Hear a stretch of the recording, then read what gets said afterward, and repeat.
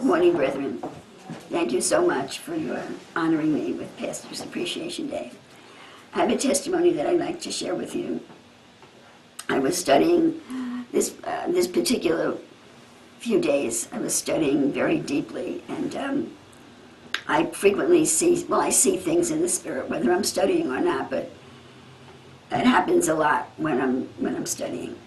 And I had this memory. The Lord speaks to me a lot through memories and through movies that I've seen. He speaks to me through images that I then have to interpret. So I was deep in the study for today's message when I realized that I had just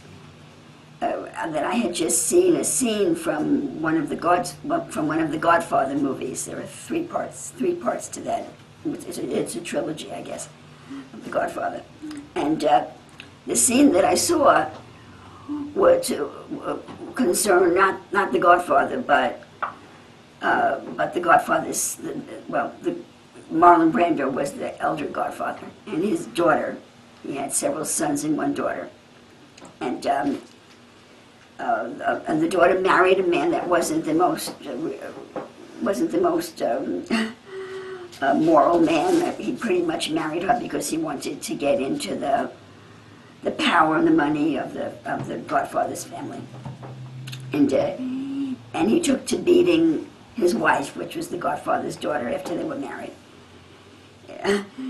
So whatever happened there, I don't think he ever really loved her, but he beat her, and the movie shows that he beat her a couple of times, and he was cheating on her.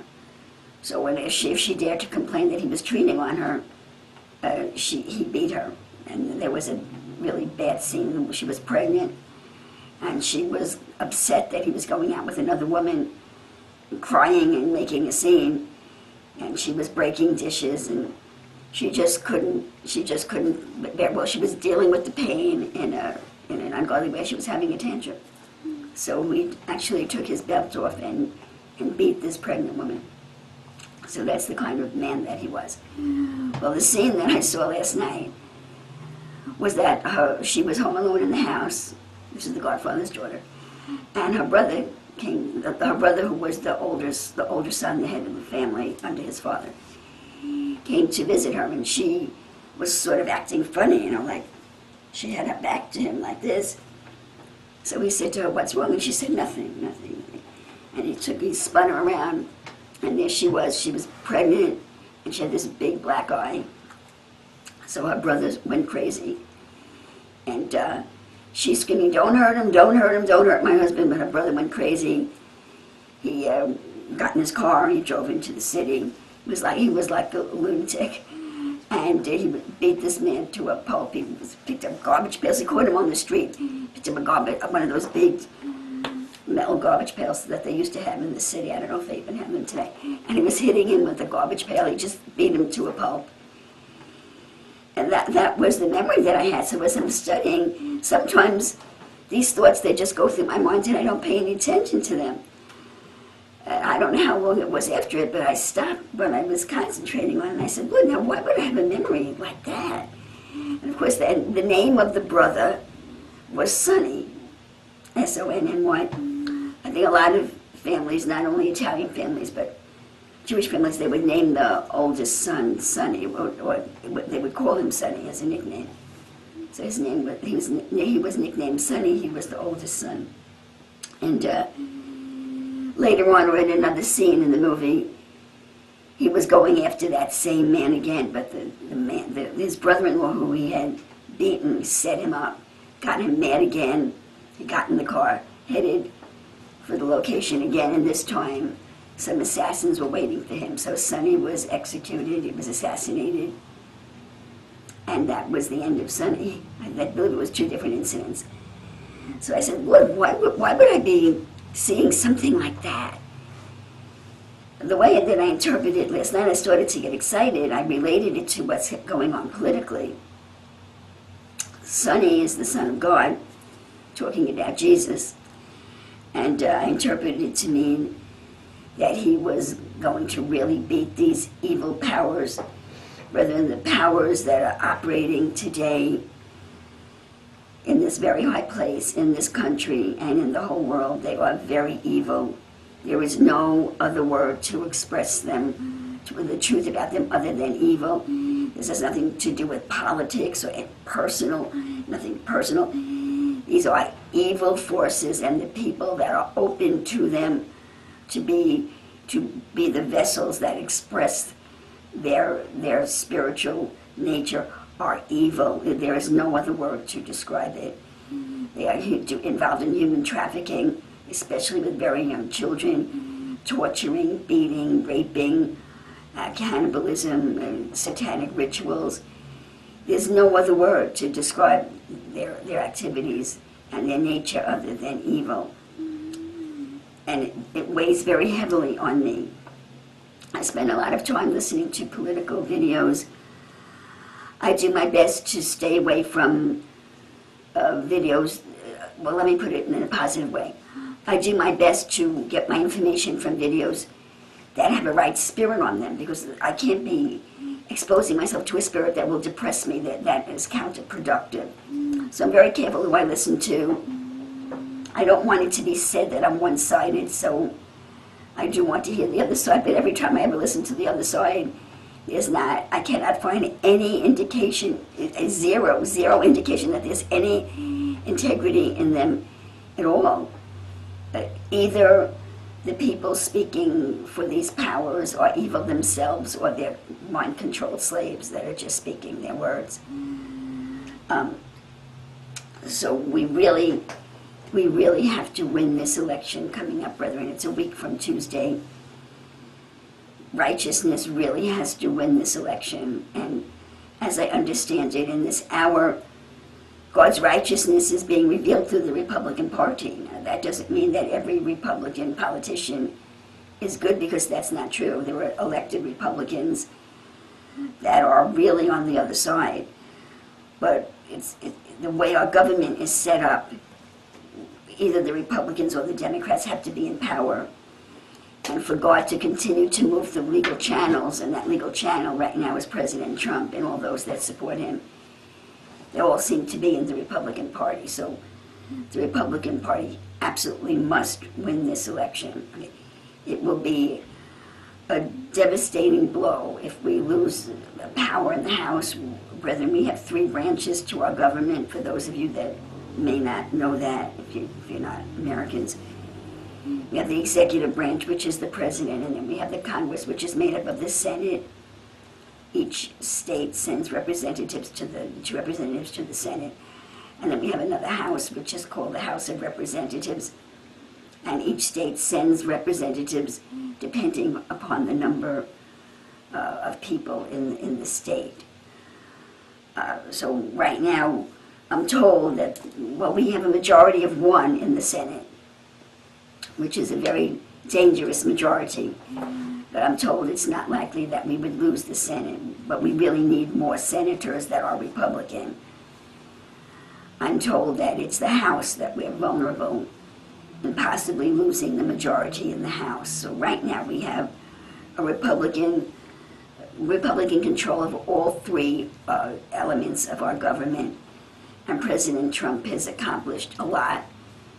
And the Congress has done their share. We've just, they've approved the appointment of 2 conservative Supreme Court justices.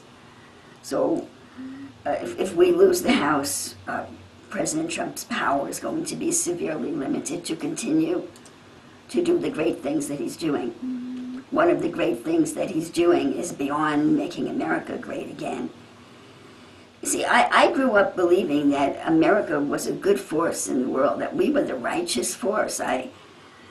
It's been very hard on me these last couple of years, finding out things like, finding out truths that I believe to be truths that don't make us look too good.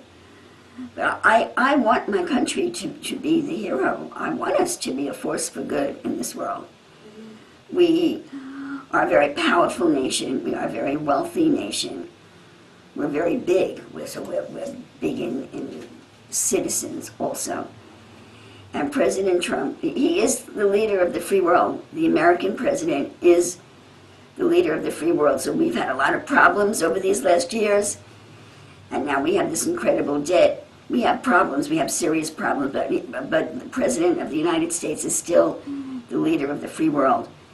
And President Trump, to the best of my ability to discern it, has stepped up and become a president that I would hope the President of the United States would be, that he is concerned with his own people and his own nation, but he is a righteous man. Now, what is his relationship with Jesus Christ? I don't know. God knows. But I know what I hear coming out of his mouth, and I know the spirit that I can try on him. He has a righteous mind. I heard something the other day that really warmed my heart. I remember years ago, it was quite a few years ago, probably maybe I was just starting to become political. And I heard that there was an area of California called the breadbasket. That area is so fertile for growing food, it was called the breadbasket. But that breadbasket of America in California was drying up and turning to tumbleweeds because extreme radical environmentalists had turned off the water that irrigates their farms. And this was not a situation where there was a dam built or there were a natural means set up to bring the water to that fertile place. No, the water is natural there. It was the natural water for that area was being diverted. Something to do with a smelt, with a little fish. Somehow, I remember hearing one of the farmers on TV. He actually stood up and called it terrorism. He was trying to, the farmers organized, they were trying to get some help. They couldn't get any help from the president, from their representatives. The bread basket of America was dried up and not producing, dried up and dead. I remember that it touched me, how unfair, how unrighteous it was. When I say President Trump is righteous, I don't use it in spiritual terms because only Jesus Christ is the righteous one. Okay? I mean that his thought process is a reflection of righteousness. I hope you will understand that. That's what I mean. And that man really touched me. What a terrible thing to do, you know. And I saw President Trump on TV the other day. His testimony was that before he ever decided to run for president, this same problem had come to his attention. And it was so unfair that he had said in his heart, if I ever become president, I would do something about that. And there he was speaking at a meeting with the farmers of California. One man stood up to thank him. He said that his family had just sold the family farm. They held on all of these years, and they finally just gave up and sold it. And President Trump is going to return the water to that area. Aside from everything else, what about the food that feeds America? What's been going on in our country and in the world today is nothing less than satanic, Luciferian, demonic, whatever you want to call it.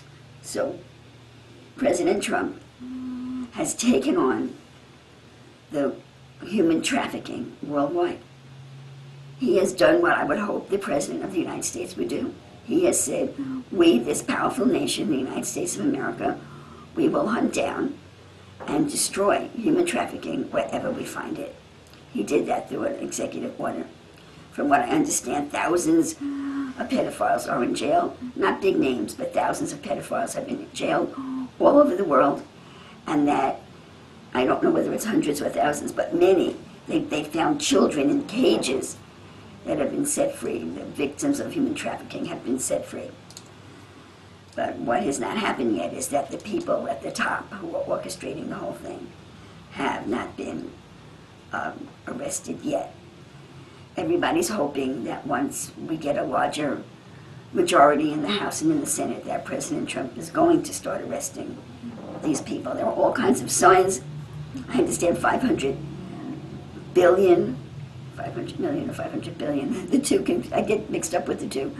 I think billion dollars have been sent to upgrade Guantanamo. The United States has a prison in Guantanamo, and that, including among what has been done with that $500 billion, is that a hospital has been A 5-bed hospital has been built there, and a facility for someone with a wheelchair. Well, the only one that I know that's in a wheelchair is Daddy Bush. If he's still alive, some people say he's dead. So the rumors are that as soon as President Trump secures his power, that he's going to start arresting high-name profile people. So that was the thought that came to me about that vision, that Sonny, the Son of God, was very angry at the people, I would say his church, the peoples of the world. Jesus loves everybody, he loves the whole human race. So that Godfather's daughter, and the Godfather would be the father, you know, and Sonny would be Jesus, and the daughter, the pregnant daughter at that, you know, would be humanity. Brethren, we have been abused and beaten and violated and mistreated very, very unfairly and in the most horrible way. All of humanity, but in particular, all of these people that have been captured and tortured and raped and offered as ritual sacrifice to Satan. And President Trump has said, I'm going after you. He said, you cannot continue to do that as long as I'm president. That's my president. That's my country. I know we're not perfect, but that's what I expect to hear. So I thought that was what the dream was about, because I've been praying pretty strongly, saying, Lord, we have to win this election. We absolutely have to win this election, meaning the Republicans, which will secure President Trump's power and probably secure his re-election after another 2 years.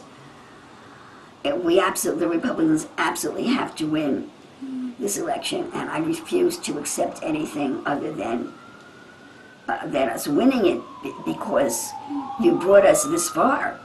You've given us, and I have to say also that President Trump, it's not just President Trump. President Trump is the representative of what many say are a military government. We're no longer a republic, brethren. We haven't been a republic for 100 years, okay? We're a corporation. These people, they're businessmen. They're businessmen that are just so out of their minds for power, and they become Satanists. So we haven't been a republic for 100 years. With actually the United States corporation. And I found out that's why some flags have the yellow fringes on them. That's the flag of the United States corporation. It's not the flag of the republic. Okay? All these little tidbits. Who would ever know that? I thank God for the internet. I thank God for all of these alternative news media. And I don't want to call them, I don't want to call them anything except they are the true news media. I would never learn this, even when the broadcast news was legitimate. They didn't teach us things like this. No. The knowledge that's available on the internet is just incredible. I really thank God for it. It's changed my whole life and made me a much more mature person. I'm really glad to know the truth so that I can be involved in the world and in my own country and in world affairs and everything that's going on today. So we simply have to win this election. We cannot go backwards. The Lord has been with us this far. He's elected Donald Trump, who was drafted to run by apparently a group of military men. So, and from what I'm told, it's the military and the patriots in the intelligence community. And President Trump is the representative. So it's not just him. There are many behind him, those that put him in power, those that are keeping him in power, those that keep him alive, because there have been so many attempts to assassinate him. It's a miracle that he's alive. And so that's what I thought the vision was about, that the Son of God is very angry and that he was about to give the ungodly husband, the wicked husband, which is the government that's violating us and governments all over the world. But right now it's about this election. And and that he's going to give him a real beating at the polls. That was my interpretation. And then, of course, the rest of the knowledge about the movie The Godfather is that the criminal that got beaten sets up the assassination of the Son of God. Well, the Son of God in each of us has to be sacrificed. Jesus was sacrificed by evil men. The first, he will be sacrificed for us, and the first Adam, but he will rise from the dead, and he's already been sacrificed. He will rise from the dead in us, and the first Adam will be defeated, and the Son of God is going to possess humanity, because humanity is his possession. His Father gave him humanity. We belong to him. So that's my position. We absolutely must win this election. I will not accept anything. I mean, right up until the last minute, that was my testimony on my first trip to Nigeria when I didn't have the money to go. You can't tell me it's a failure until the plane's in the sky without me. Well, I will not accept anything less than absolute success. A red tsunami, taking over the House and the Senate. So the Democrats have been mouthing off a lot, talking about a blue tsunami, a blue wave, that they were going to take back power from the Republicans. They've been behaving in a criminal manner. Brethren, we're supposed to have a representative government. If you don't like the president, you have to vote him out. What is this nonsense that they started up with resist? You resist a dictator. You resist somebody that you have no other way to get out of power. We don't resist politicians that we don't like in this country. You just vote them out. What is this resistance? It's sedition. It's treason. Many ignorant people, especially college students, have gotten caught up in something that they don't even understand. We don't do things like that in this country, and it doesn't make any sense doing it in a country where you just vote out the people that you don't like. The problem is the Democrats don't have the votes to vote him out. See? So they were trying to, they right now possessing the news media. The news media has been called the fourth estate, or the fourth aspect of government, because the news media is so powerful that they would expose corruption in the other three elements of our government. But the news media is completely corrupted. Our Congress, unfortunately, made propaganda which was illegal. They made it legal. What country makes propaganda legal? So there are people in our government that was sold out. Probably what they did, it's something that really needs to be corrected, in my opinion, in our government, is that they have bills. A bill is a legal document. And you have to take you have to accept the whole bill or reject the whole bill. There's something called the line item veto. I think I heard President Trump say it. I know it was probably President Trump. If the Congress would give him a bill making the line item veto legal, he would sign it. That means if you have a bill which is like 50 pages with all different elements of things that is now going to become law, but there's one thing that you don't agree with, you can veto that one line. But you can't do that today. It should be like that, but you can't do it that way today. Why? Because these unscrupulous people that write the laws, they just stick these little things in there. Like, let me give you an example. Let's say, let's take the military, okay? The military, God forbid, is completely depleted, okay? And there's a bill on the table that will completely build up the military, and we need it. Maybe healthcare, whatever, something big like that. It's something that the country really needs. They really need that bill. They really need, the people need those benefits. We need the military. And then some, I don't know exactly how it works, but some either senator or representative, and I don't know which house that goes in, and I think maybe it could be either one, they tack on a rider to the bill. Everybody wants to sign it. The Senate wants to sign it, is approving it. The House is approving it. The President's going to sign it. It's really important that we get this bill through. And some, senator or representative or congressman tacks a rider on it that says propaganda is now legal. And either the House or the Senate or the President has to now make a decision. Are they going to not sign this bill? Everybody needs the money. The military needs the money. The Medicare needs the money. We need the money. We need the bill. We need this to become law. It's really important. And there's just this one little rider on it. Propaganda is now legal. Well, who cares about that? He signs the bill. And now propaganda is legal. And then people that have power in this world, in our government, and a lot of it seems to be the CIA. They go in and they put their CIA operatives as anchors in broadcast news. And others they pay off, they give them a lot of money. And all of a sudden, the Fourth Estate. I loved our Fourth Estate. I watched an old movie not too long ago, how wrong was being done. Something really wrong was being done. It had to do with human trafficking. And this woman put a line on the job to expose it. She actually lost she put her job on the line to expose it. She actually wound up losing her job. And the government would not do anything about it. So she went to the Fourth Estate, she went to the newspapers, and they exposed it. That's what the Fourth Estate is supposed to do. But our Fourth Estate died. There's no more righteousness in the Fourth Estate. It's become a propaganda machine. So probably whoever voted for that bill that made propaganda legal, all they were looking at, all the representatives that voted for it, all the senators that voted for it, the president that signed the bill, they were all looking at the whole bill saying, yeah, but this is a really important bill, we need it. Oh, propaganda, who cares about that? If they even knew about it. Because you could stick it on and not even tell everybody. So there are things that really need to be changed in our government. So I don't know how I got onto that. I guess I had a point when I got onto that. I was just saying that President Trump has declared that he is going to take down human trafficking. He is going to stop it.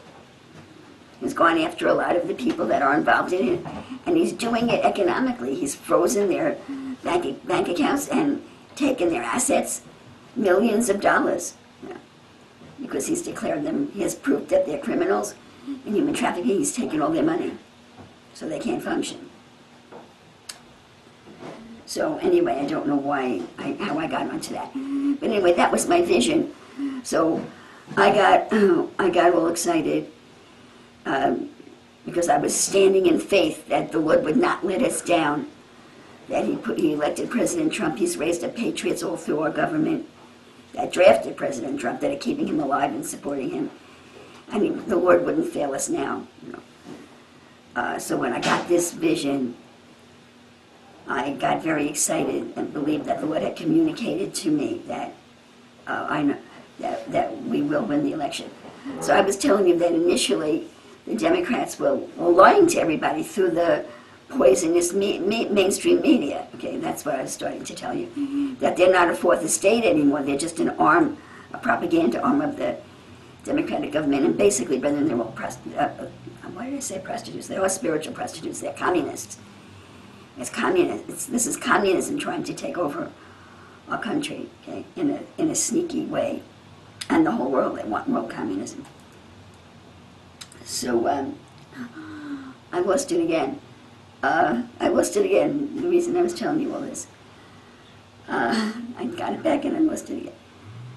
I was telling you that President Trump, that we have to win, and that this vision was telling me that. Oh yes, so the Democrats, they've been using their propaganda arm to try to tell ignorant people that President Trump is a terrible. They've been telling they are outright lying. But aside from that, okay, they're promoting civil unrest. They're promoting violence. Okay, Hillary herself has said we cannot be civil as long as this man is president. Wait another 2 years and vote him out. What is your problem? Because they don't believe they would be able to do that. So they're stirring up ignorant people to break the law. You see, and why do I keep losing it? Why do I keep losing it?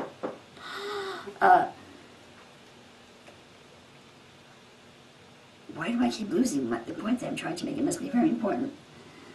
So, to do with we must win the election. Yeah. So the Democrats have been prophesying this blue wave that after 2 years, our presidential term is for 4 years, but 2 years after the presidential election, we vote for representatives and senators, and they're going to take back the House. They're going to be a blue wave that's going to vote out many of the Republican senators and representatives, and the Democrats will regain power in the House and in the Senate. And of course there are members of the Democratic Party that have been advocating violence, and there has been violence, but I'm taking up the whole message on this. So anyway, things are changing. I heard a poll, I heard Rush Limbaugh the other day citing polls that the Republicans are moving forward, and that they're winning in a lot of important primaries. Not primaries, they're winning in a lot of important state races. Okay. So that was what I thought that division meant. But then when I woke up this morning, and maybe it does mean that, it can mean more than one thing. When I checked my email this morning, I don't usually check my email on a Sunday morning, but I do like to look. I like to look at YouTube when I eat, for the 5 or 10 minutes that I take to eat. So I was trying to get to YouTube, but my mail page came up, and there was an email from the ministry that made the conference in Hauppauge this past summer. Now, some of you may recall that conference in Hauppauge. The conference was a failure. It was the closest I ever got to speaking to someone running a conference, very nice woman, who agreed to let us put our books out. And then people recognized my name, that I'm associated with Kabbalah, and went to her and more or less demanded that we remove our books from their sales area. And I even told you recently that I thought I was having a delayed reaction to what happened there, because I was very calm through the whole thing. It was a big warfare.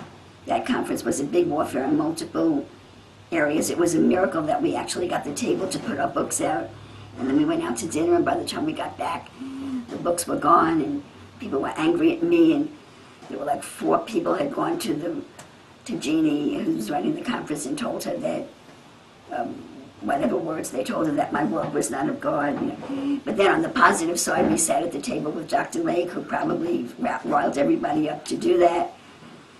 And so he's not mad at me anymore.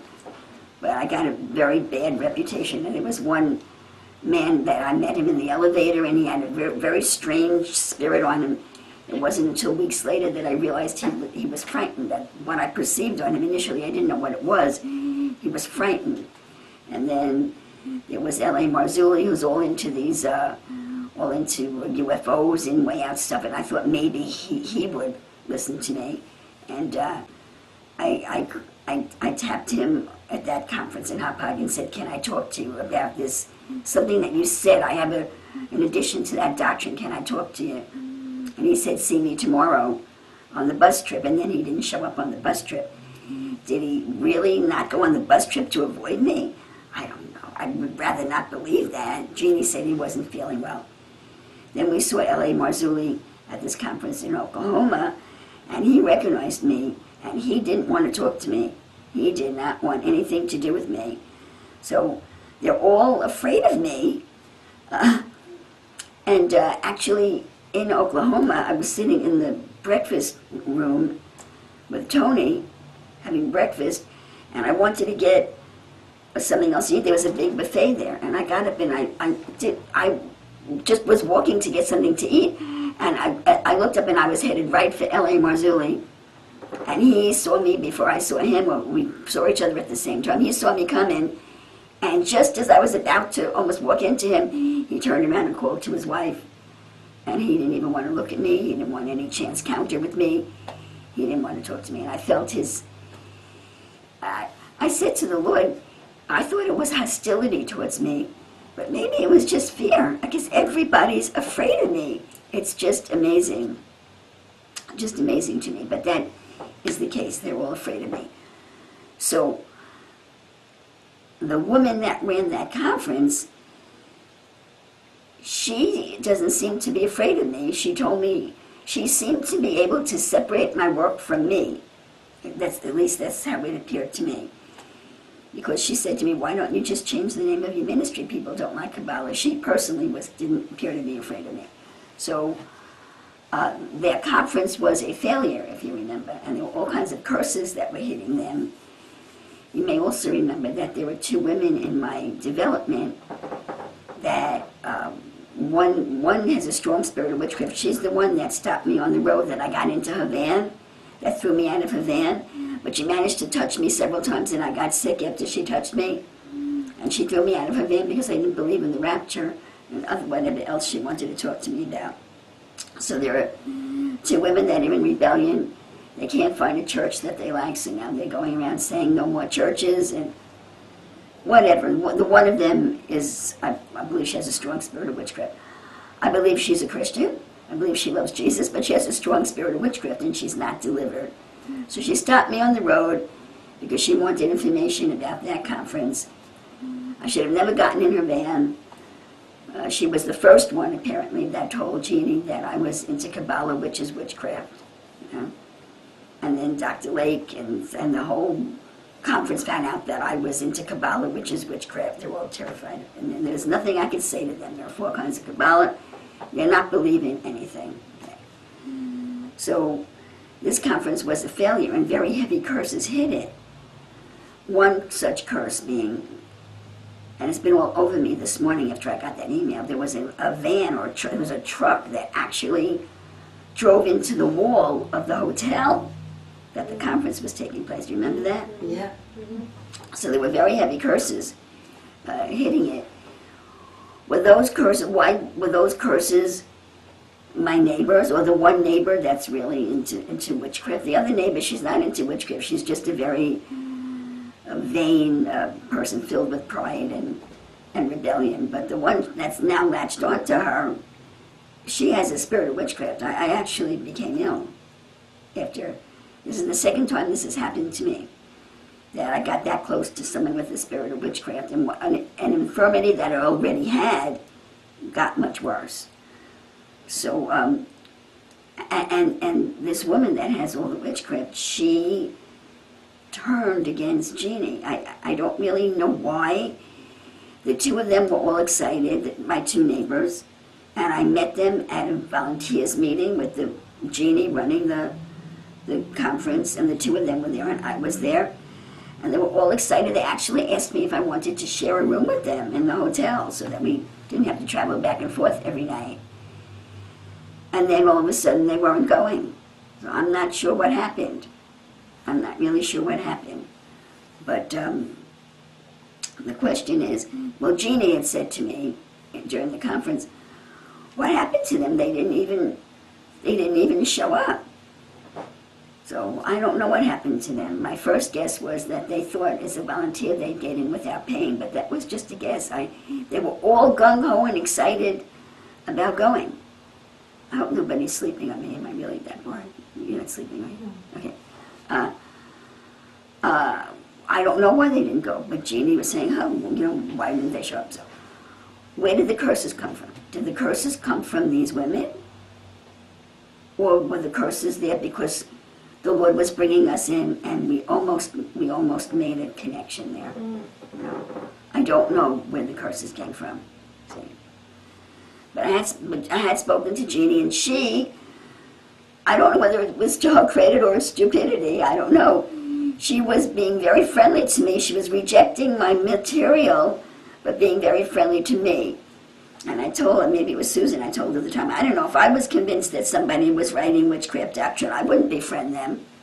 So I don't know whether she was just ignorant or not. And the same thing for Desiree, the woman who was my neighbor, She wanted to live, she's like gathering up people she wants to, she may not, she may not acknowledge it herself, but she's trying to get together her own followers, Because there's nothing, at least in our local area, there's no church that has anything that would draw any mature Christian.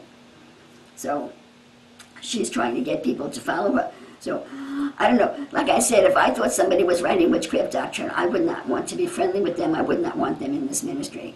But so either they witness to the Spirit on me that I'm of God, and they just don't. And they so if you witness to the Spirit on me that I'm of God, but you don't like the material that I preach, then you have to make a decision. But brethren, if you witness to the Spirit on me, then you should at least give a chance to the material that I write. If you're so convinced that the material that I write is not of God, why do you want to share a room with me in a hotel, in a conference? It doesn't make any sense. But maybe people just don't know how to deal with witchcraft in the church. That's a possibility too. So I don't know where all those curses come, but that conference was hit with very serious curses, and they lost a lot of money. The one woman that lives in my development told me they lost $40,000, which they may have. The place was empty. No.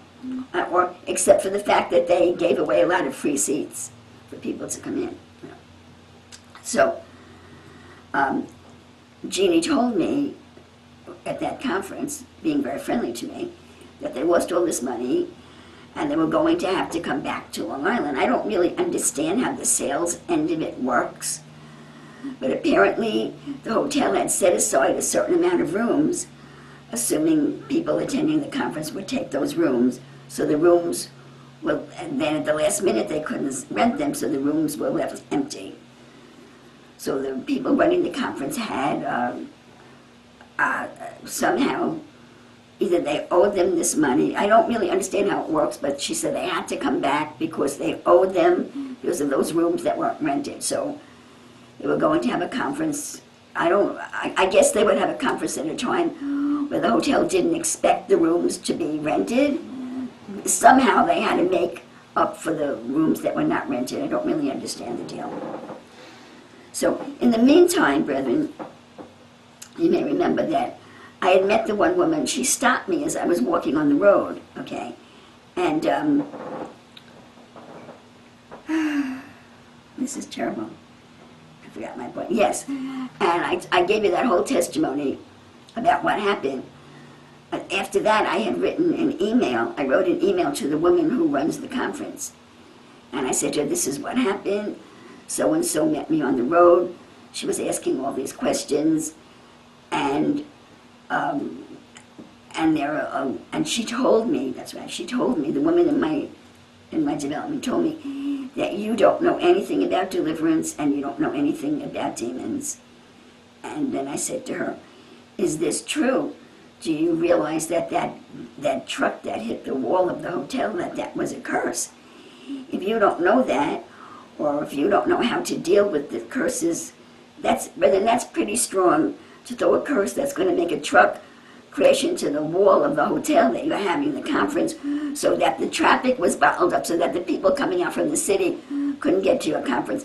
That's a pretty focused a curse. So I said, do you know how to break these curses? I said, if you don't know how to break these curses, you really need to get to find a deliverance minister that you trust and get them to help you break these curses, because this isn't, something like this just doesn't go away. Well, she never answered my email, and I said, okay, I can understand that she never answered my email. Probably she wanted to pray about it. She wasn't sure where I'm coming from. I'm the one that teaches Kabbalah, you know. So I just forgot about it. Well, I got an email this morning.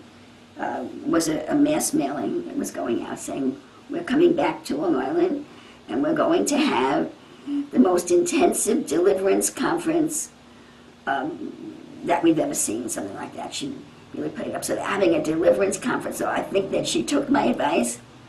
She went to Russ Dizdar, who's got a very big name in deliverance, and asked him to give this conference. It's going to be 3 days of deliverance ministry, probably for herself as much as for everybody else, and probably to help break these curses, which are now touching her whole ministry.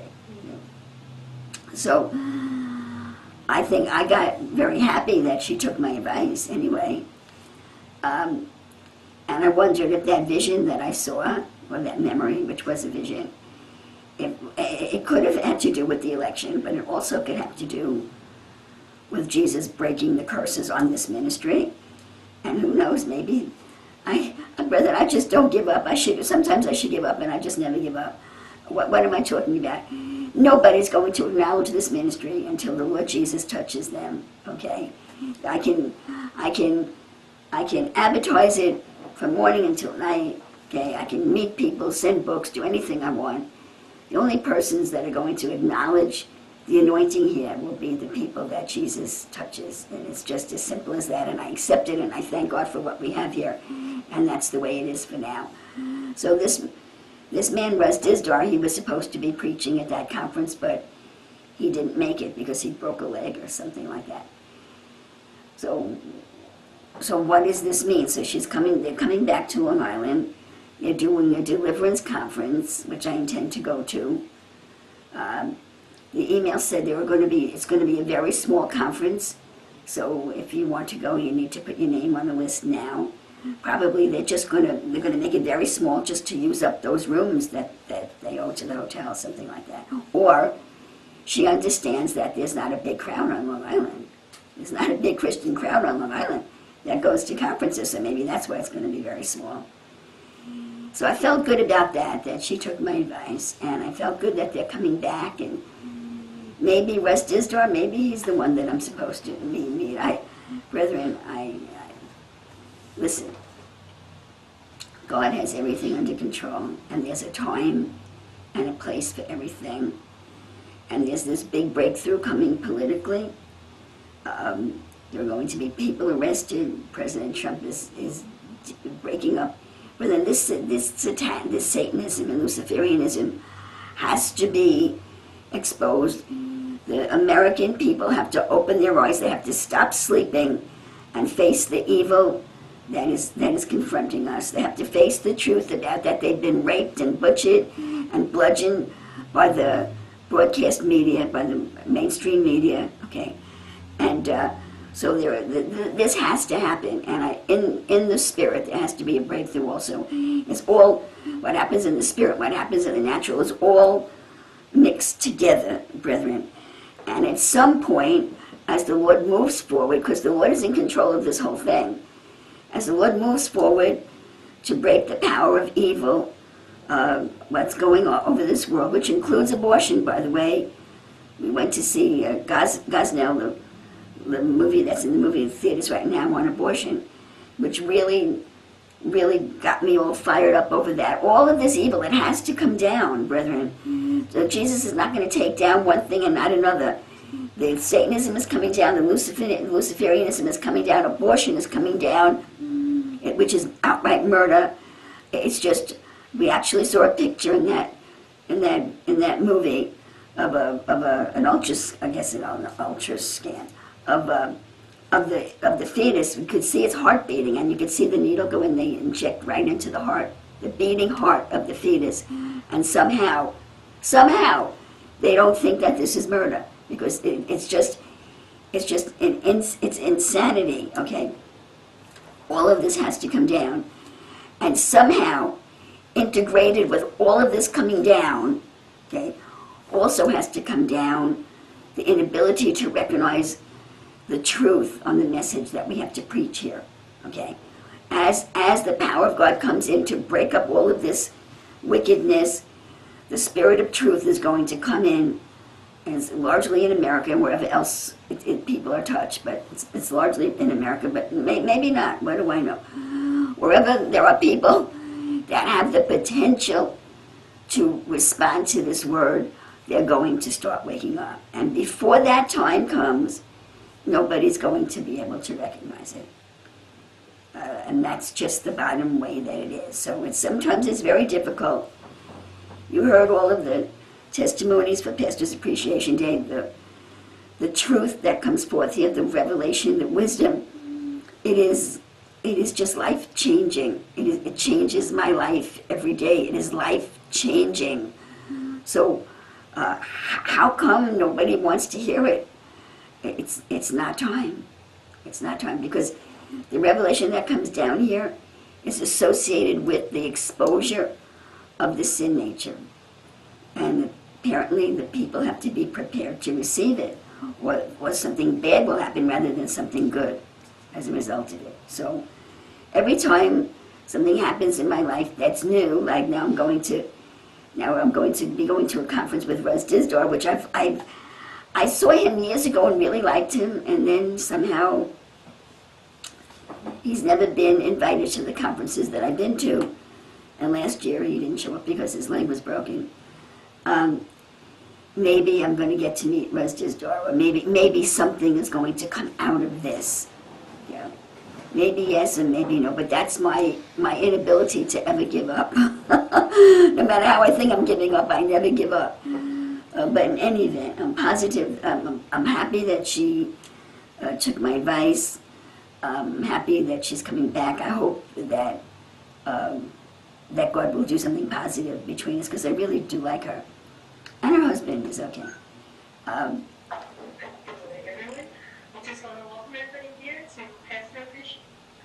Oh, that's okay.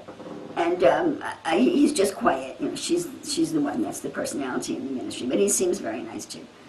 And maybe I'll get to meet Russ Dizdar. Maybe he's the one that won't be afraid of me. You know, maybe he's the one. You know, and maybe nothing will happen at all. You know, when I look at what happened to Jesus, when I look at Jesus' testimony, it's the common people that received him gladly. The people in the ministry, which were the Pharisees, not.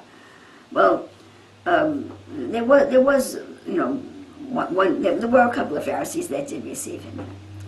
So anyway, that's just my undying optimism. But it just struck me very positively when I got the email, and I wondered if the vision that I saw wasn't about that Sonny, that Jesus was about to beat up the powers and principalities that are operating to blind everybody and make everybody afraid of what he's doing, this new thing that he's doing. I don't know how anybody lives without this wisdom that is here. They go to churches, if they go to churches at all, where they think their whole life is to give the abbreviated message that they have to the world out there, and that there's like nothing for them. When I was growing up in God, at least I was in a deliverance church. We had ministry, we prayed deliverance for each other, and in other churches that didn't do deliverance, there was healing, and when the Spirit was present here in the last revival that we had, which is now, was like 40 years ago. You know, today there's nothing, there's no power in the church at all. I don't know how the people of God are surviving. I really don't know how they're surviving. And maybe they're not surviving because the churches aren't surviving. So at any moment, the Lord Jesus Christ is going to appear again in the manner of his choosing, and his appearance will, the reaction to his appearance will be that people will be recognizing the value of this message, and not only the value, but that it is of God. It is of God, and the value of it. I had, this morning as I was getting ready, after I read that email, this whole thing was just racing through my mind, and I thought of a woman. You would all probably know her, but I'm not going to say her name. I knew her from years ago, you know, from when I was a disciple, from gospel revivals. And, well,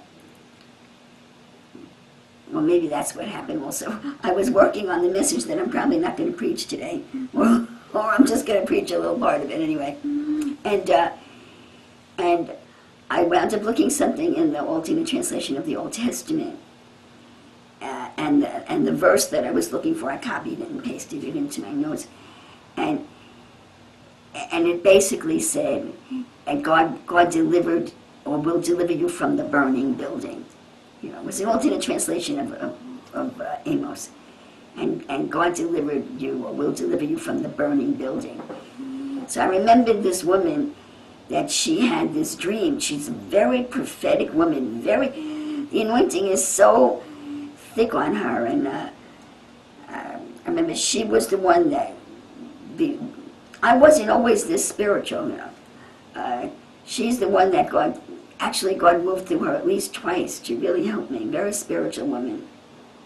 And she had this dream that the house was burning down and the baby was burning, and she was hysterical with the dream. So that alternate translation reminded me of it. And then it all mixed together with everything that I just told you. This is the way the Spirit works, I think. It all mixed together. And I was remembering her. She was having some financial problems. She was a widow and she was having some financial problems. She decided to stop tithing, you know. And that was like more than 30 years ago. The ministry is 30 years old. That was like 40 years ago. And then things went bad in her life, and she calls me. She used to call me every year. And now last year I just got a text from her or something like that. And the last I heard was the whole family was prospering financially except her. They all had jobs. And so she had decided to stop tithing and was in a big controversy with the pastor over that. So what I'm trying to tell you is that she's a very anointed woman, but she doesn't always do the right thing. She wasn't tithing to me. It was the church that we went to. And so I think it was 2 years ago, she called me, and at least twice, in all of these years, at least twice, she took a look at our ministry. She went into the website and took a look at the ministry. The last time she said she was all excited because she thought God was bringing her into a spiritual ministry. And both times she looked, she sent me an email, she loves me. She said there's nothing wrong with that message. I don't know why people don't want it. And she disappeared. So this morning, I saw that alternate translation about the God will deliver you from the burning building, and I remembered her because she had that dream. So she entered into this whole thing that's going on in my head now. And the Lord was saying to me, she's so anointed that she didn't do anything to get that. That's I used to call it the female spirituality. She was born with that, brother. It's what you do with it. She was not willing to do what she needed to do with it. She didn't want to study. She didn't want to sit here for 3 and 4 hours twice a week, you know. And she didn't want to study. So both times, nothing against me. The woman loves me, you know, for whatever reason. You know. She hasn't let go of me after all these years of knowing her in gospel revivals. But she wasn't willing to study. And that's what the Lord was telling me. How did he put it to me? He said to me this morning, this truth that's here, it builds your character. We're looking for the character of God. We all know that. We're looking for the character of God. We've all known that. I've known that for years. But what he said to me this morning that was different is this. To even begin here, you have to have character. And this is not to put this woman down, because I love her also. It's just the truth, and she's the example that the Lord gave me. You cannot have the character of God built in you if you don't start out with enough character to be considered having character in this world. What kind of character? Commitment. The willingness to hear God tell you, I'm attaching you to that ministry.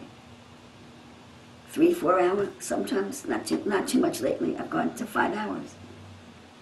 Long services, long hours of study, long hours of introspection, the pain of finding out bad things of your fallen nature that they're manifesting in you. It takes character to be a part of a ministry like this, to sit for hours and listen, to ask questions, to pray about it, to deal with the curses and the warfare that come against you because you're doing this, to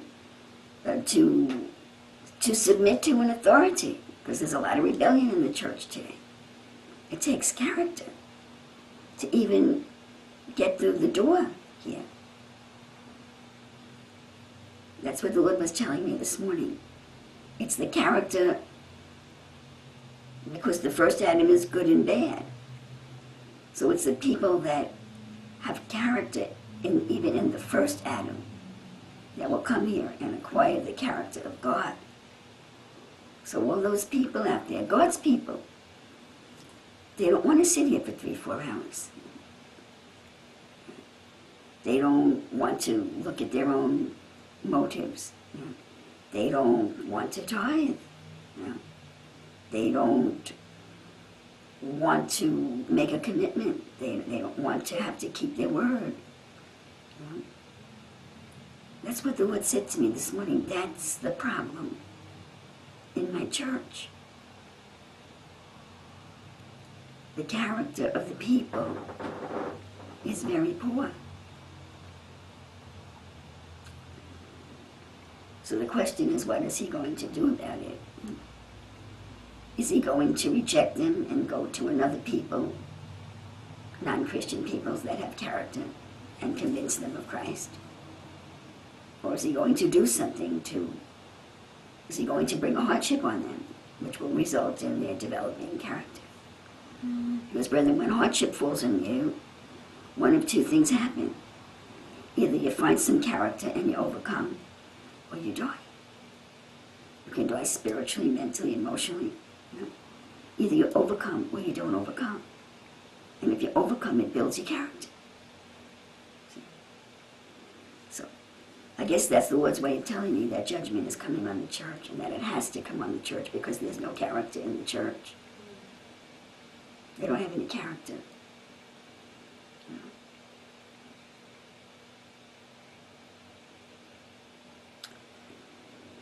Again, it's my understanding that this is the new covenant, and that each man answers for himself, that there's no national judgment. There may be some difficulties coming nationally, but the actual judgment that comes from God will be one man at a time. Brethren, there's judgment now. There were Christians that were in the Panhandle.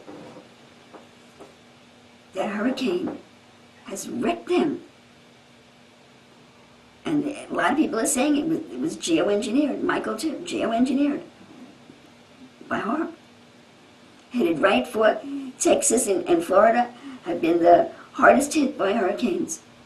That they're man-made hurricanes. Headed right towards the Republican states, towards the red states. So those people are under judgment.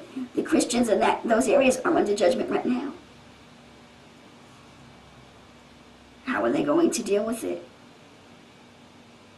I saw a picture on the internet.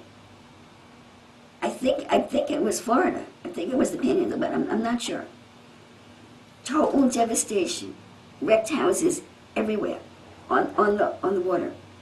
One house standing. One house. Every other house wrecked. And the article that was associated with it missed the whole thing. They said this house was standing because this man, this family, whoever built the house, had the foresight to go to this builder and put in this prevention against hurricanes and that prevention against hurricanes, and talking about the way the house was built, saying that one house out of the whole area survived because of the hurricane resistance that was built into the house. Well, I don't think so. I think it was a lot more than that. One house survived amongst the devastation. So there is national judgment, but again, that's the sowing and reaping judgment. That's just, everyone has hard times. Every country has hard times, every location, every city, every state. We're in hell, brethren. Things happen down here. So that's the sowing and reaping judgment. But the judgment that comes from God is how you deal with it when it happens to you. Either you get stronger, and there's only one way you can get stronger, and that is to die to the first Adam and live for God.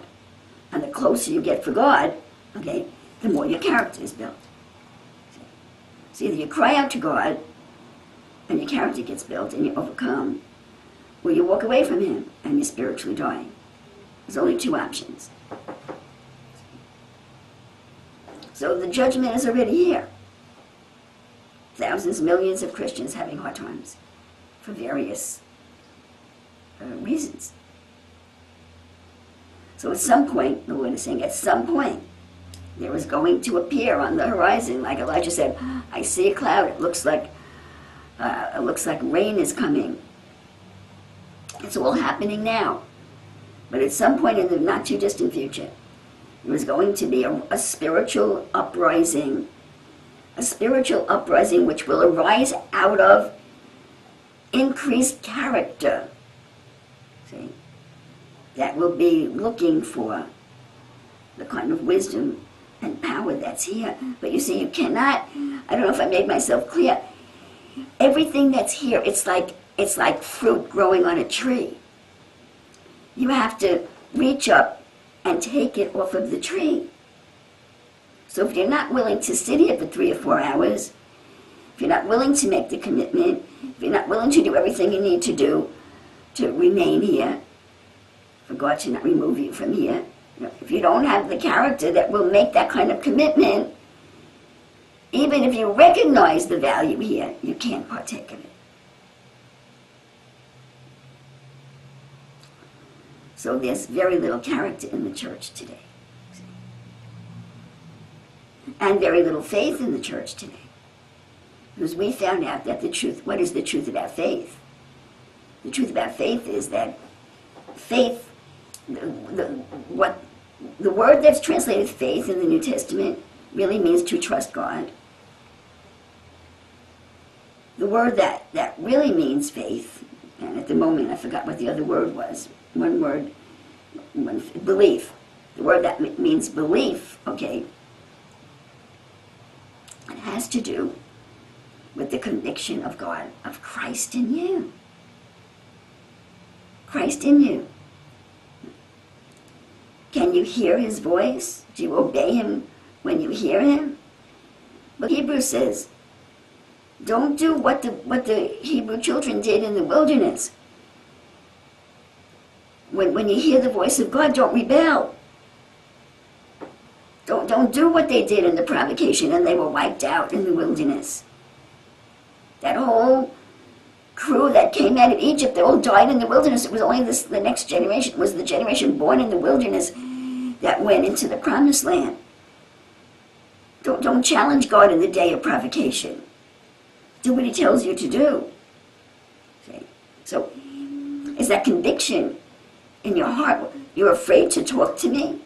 You're afraid to hear what I have to say because I teach Kabbalah? You can't listen to me and pass it by the conviction in your heart and find out what Christ in you has to say about it? What kind of character is that? That's no character. I'm sorry. That is not character.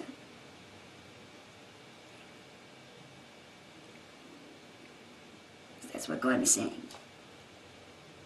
The character of the church is lacking, and he's about to build it up. And when character returns to the church, they will be ready for a ministry like this. They will be ready for the truth and the great blessings that come forth from it. But brethren, you don't get the blessings that are coming forth here without walking a straight and narrow path. That means you stop lying, you stop fornicating, you stop taking home the pen and pencil from your office, you pay all your bills, you don't take usury, you get out of debt, don't buy things that you can't afford.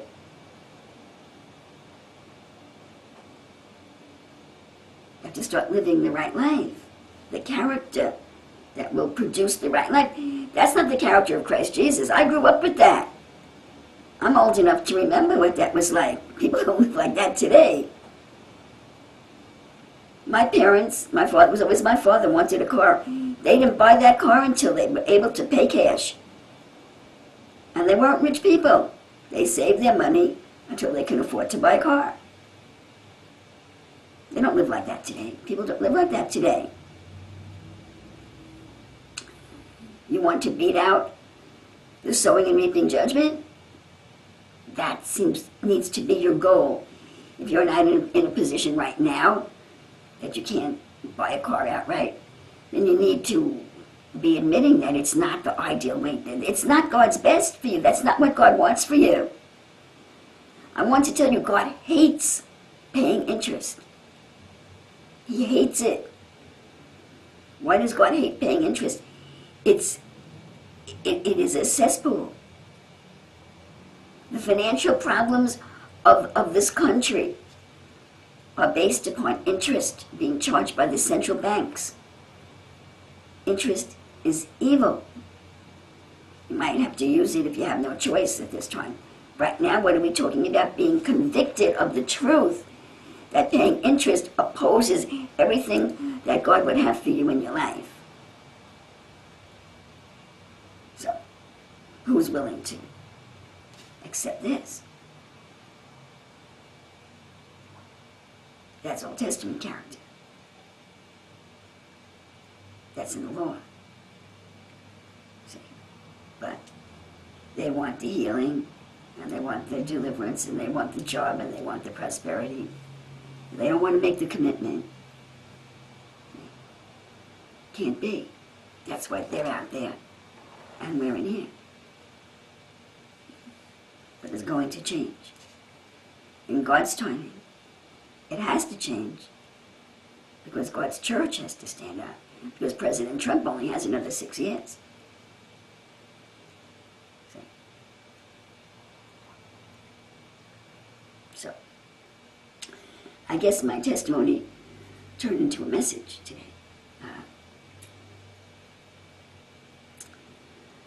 I think that's all I have to say. Does anybody have any questions or comments on this? Yes? Do you know, do you have any idea of what month the conference they're planning? Yes. I can't imagine that it would be Memorial Day weekend. It must be the weekend after. It's May 31st into June. If anybody has a calendar, that's handy.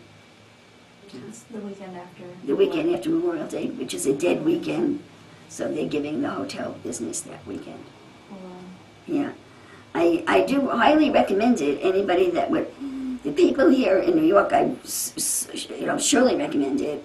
And anyone else that has the money and might be interested, I think it's great. A 3-day seminar on deliverance. We all can use that, because we really don't get that kind of teaching here very much.